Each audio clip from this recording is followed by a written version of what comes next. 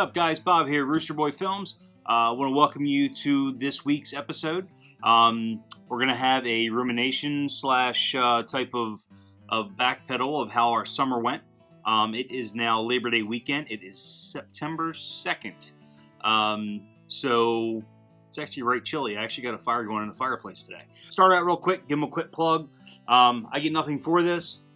Friendly Body Products.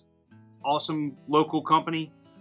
We get candles from them. We get bath gels and stuff from them. Great folks. Great girl that runs the place. She has a stand at the Westminster Farmers Market. Awesome at what she does. Good people to deal with. Good product.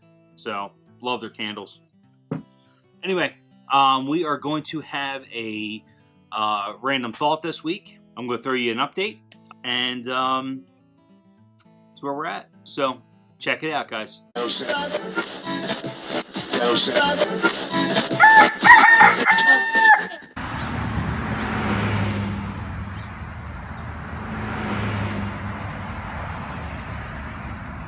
Super exciting Friday night here for me. Got home today from work, started noticing Rooster was going to the bathroom a lot, having accidents in the house, having accidents at the door. Took him outside. He peed like 10 times in a matter of like 30 minutes. So I'm really thinking he has a urinary tract infection. So I am presently spending my Friday evening sitting up at the vet, waiting for the cultures to come back to get him some medicine. So fun for me. No chicken coop update. I was originally going to work on the coop roof this past weekend, but it rained on Saturday and was really overcast and nasty on Sunday morning. It wound up being a good day, but I didn't want to necessarily take the roof off of the coop and then be stuck with it raining on the birds. So from the weather outlook this upcoming week, we are looking at Friday, Saturday, Sunday, Monday is going to be in the 70s with 50s at night, all sun, no rain in the forecast. So hopefully this week I will get you guys a update with the roof.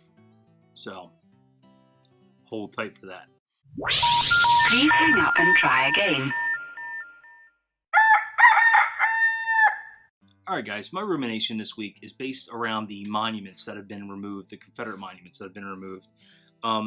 It's taken me a while to kind of come to a conclusion because I wanted to see some of the articles and see some of the reasonings as to why folks are so against the monuments. Now, some people could say really simply, well, they represent a repression that took place 150 plus years ago. To some degree, yes.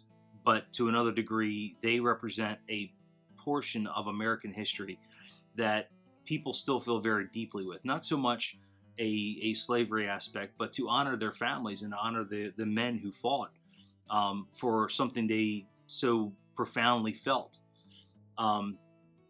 People nowadays, I think, have a tendency of not understanding those principles and not understanding that the feeling for one's community and a township and really fighting for something that you believe in. So people don't seem to understand or grab the concept of what these 17, 18, 19-year-old boys were rushing off to fight for. The men who led them were essentially fighting for a way of life. They were fighting for a direction that has been, and a tradition that had been for 250 plus years from the time that America was founded. It was all the way through. Was slavery bad? Absolutely. Do I honestly think that from reading a lot of the documents based around the Confederate Constitution, do I feel like the Confederacy would eventually abolish slavery? Absolutely. I do think that it was on its way out, given how the technologies and such were at the time. But for people to condemn and want to break down these statues and demolish the histories and not learn from it, learn from things that we don't understand. There was a quote by Joshua Lawrence Chamberlain. By the end of the war, he was the colonel of the 20th Maine, and the 20th Maine led a incredible charge down the back of Little Round Top on the second day of Gettysburg, the Battle of Gettysburg, 1863. And he became famous after that for that charge. Now, when he retired from the military, well, when the war was over in 1865, he had actually gotten to a rank of a major general. Was a major intellectual person.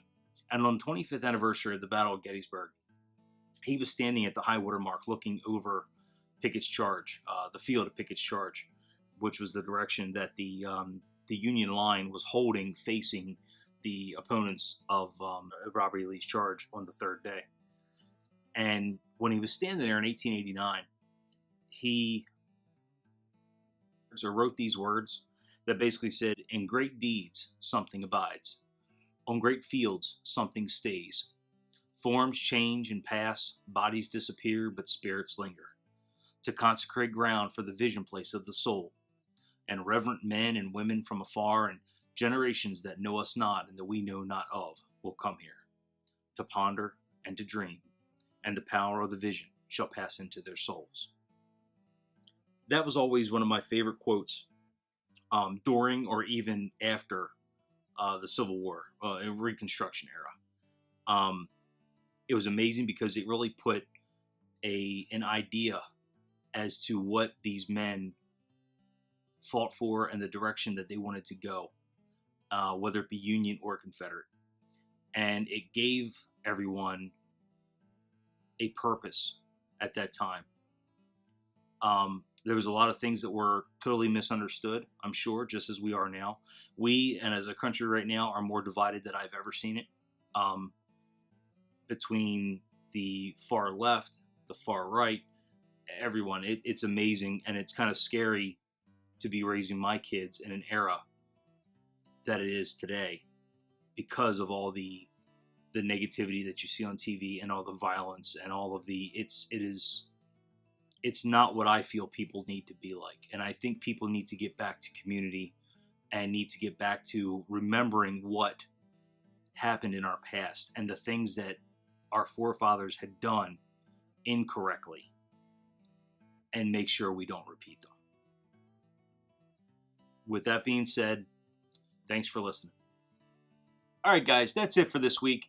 If you like what you're seeing, smash that like button. Throw me a comment or two in the comments section, whether it be on my page itself or on the video. Let me know what you like, what you dislike. I'd really appreciate it. I will catch you next week. Thanks again.